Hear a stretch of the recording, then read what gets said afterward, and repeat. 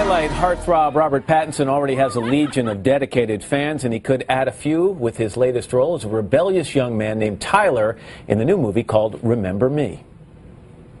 It's a bowl. It completes the room.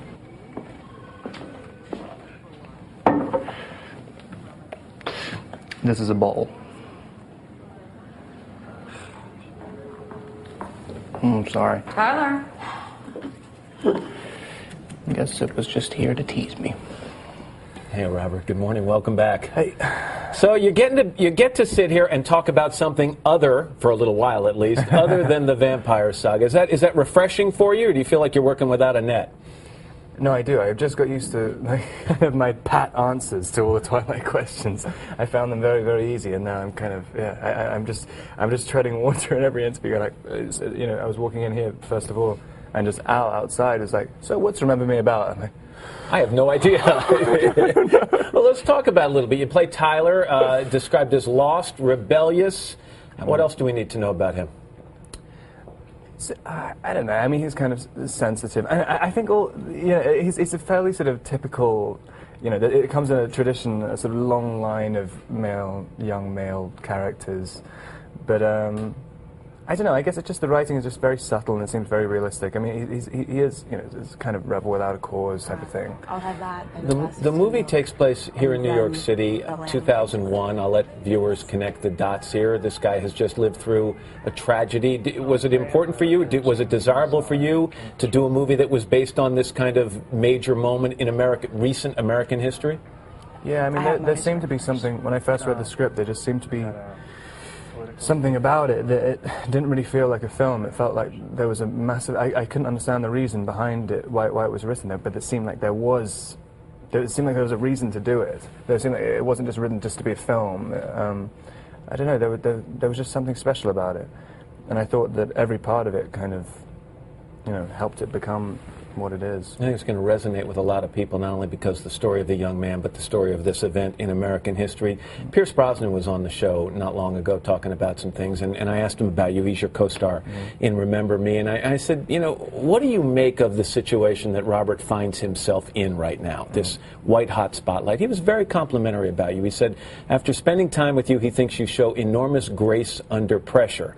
And I'm curious, has that taken some... Does that come naturally, or have you had to make some adjustments to this level of fame? Yeah, I mean, you kind of, I guess you try and limit the amount of time you have to deal with it, and then... How do you do that, though?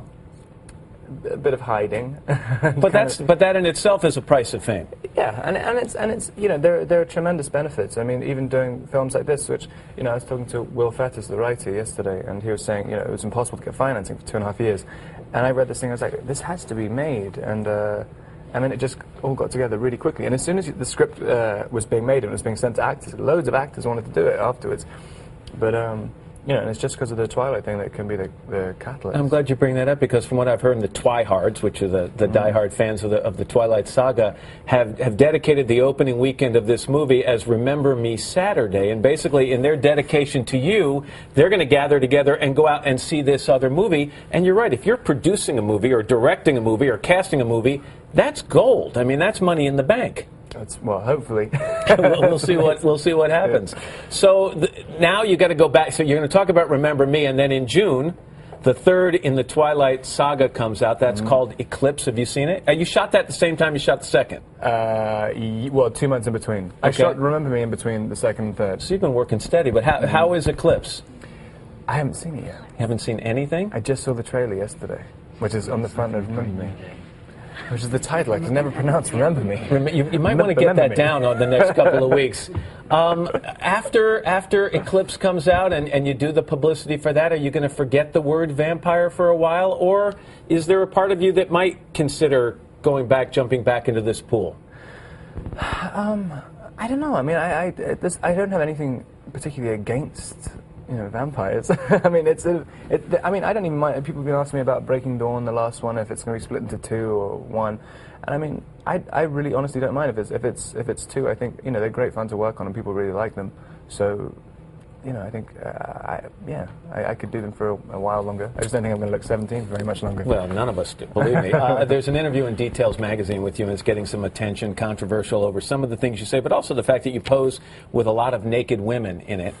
I don't really have a question about it. I just wanted to say you get to pose with a lot of naked women. Is it inevitable that when you do as many interviews and have as many photos taken of you as you do, that sooner or later something's going to pop up as controversial?